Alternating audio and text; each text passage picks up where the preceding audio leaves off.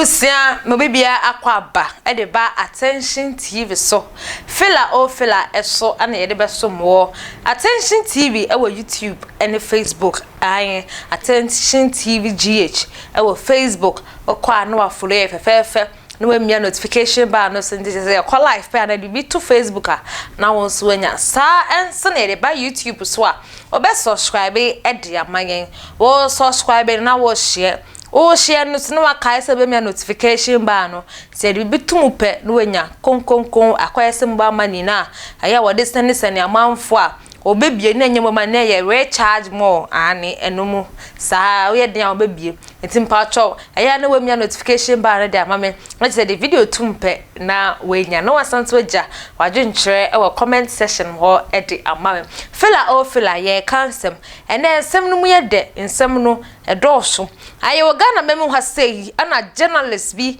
an actress esi wu no obetna national television so e deny say ye si wu no 500,000 Ghana cedis no aye ni o si wu no abekasa medi mu nkyiremu ebebro medi ene akosia sparkles ma mentwa me ho emfa mbrasisi ya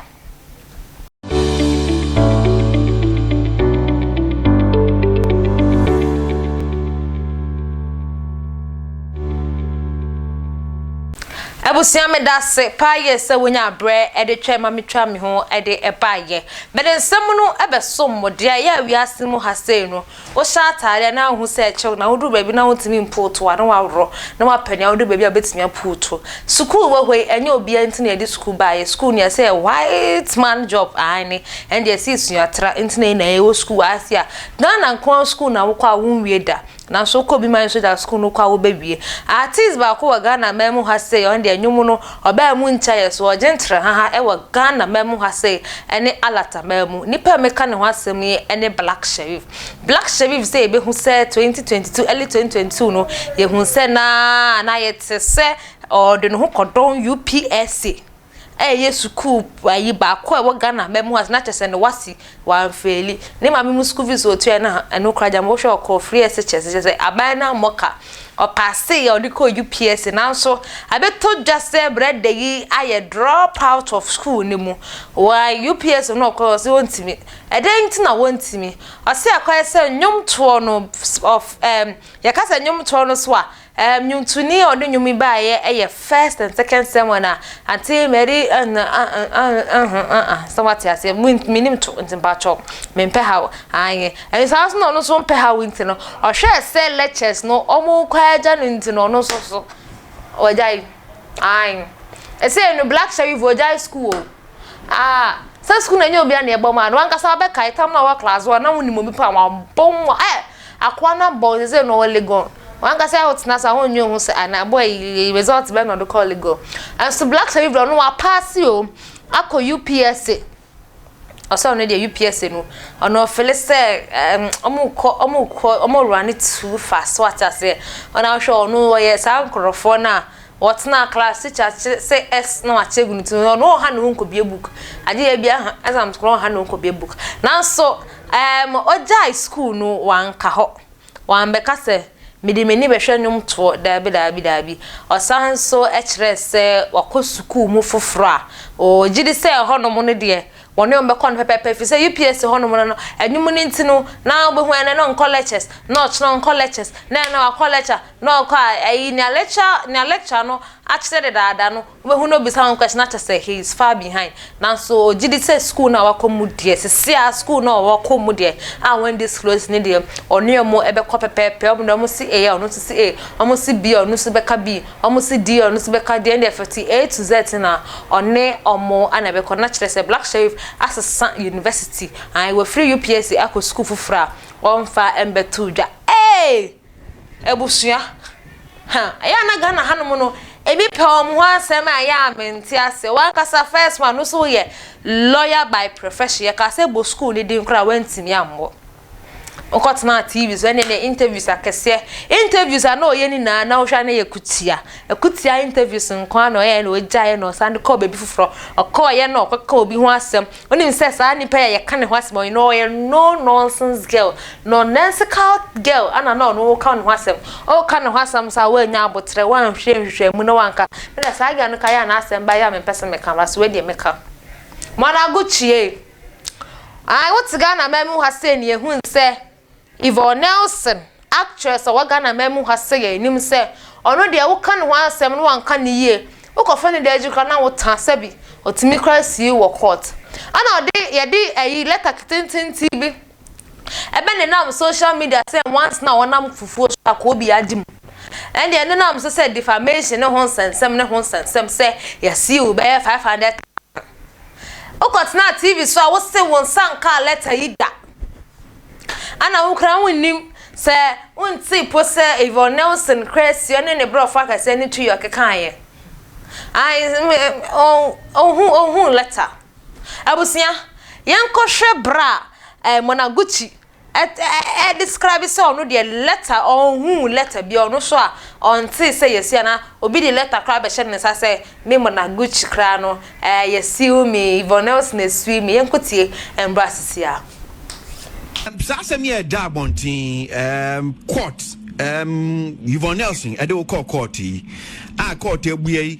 wenya krata bi wenya hompopoye sempa na tie because it could be something else. I won't put now calling my attention to it.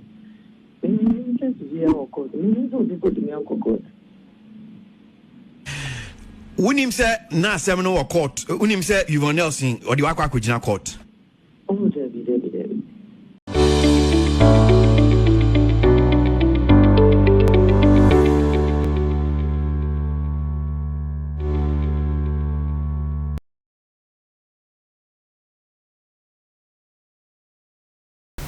abusia me gidi se wankasa woteye nanso onim se owura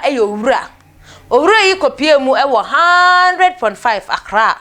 and Tvgh Nelson kopie ni ebisa se Tvgh Nelson let's be babon since wasiwi Monaguchi so akoye se Monaguchi so chire mu se ne nsankale Tvgh Nelson o waro se pose obuwa wontam na wuswa no obuwa ane obuwa na de no kra mi Tvgh Nelson na me hwese girl no anai Monaguchi oba be pa macho no be but onya letter ni no sanye ye minti no me Tvgh Nelson kra de say no a chopa bia na se pacho bia ni ho a ono Monaguchi be ya me sa ska na me siwu no ontua efise me hwa ukosiwa asem kra yetu eska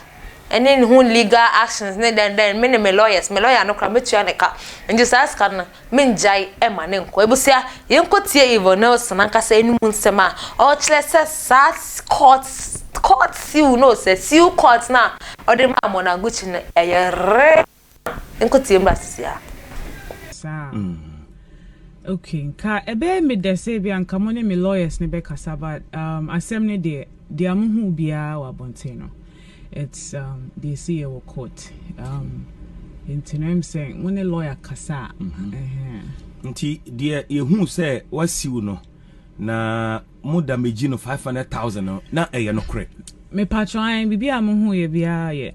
correct from yeah but I hope say also who say ono so ko interview ko kan say enya no correct bibia samba na nsem patron me hu no but the yehu abonti bia no ye treat ni say no correct oh yes e abonti no correct me patron okay but mundi case ni wie oh say judgment no monday by na yeah but ebi am akofo appeal na bibisa I don't know eno dey me maintain ni na wo lawyer ho maintain that's good now say you could have pardoned her Anna. I actually asked we wrote to the radio station for an apology. And we wrote to her too. Say onya letter no. She came out and rather insulted me. Okay. Intina me take case no on. Okay. I would have just left it. Okay. Okay. And to say no, baby adru no achopa bi anya adwuma biom. Pastor David said I also spent money, with the legal fees and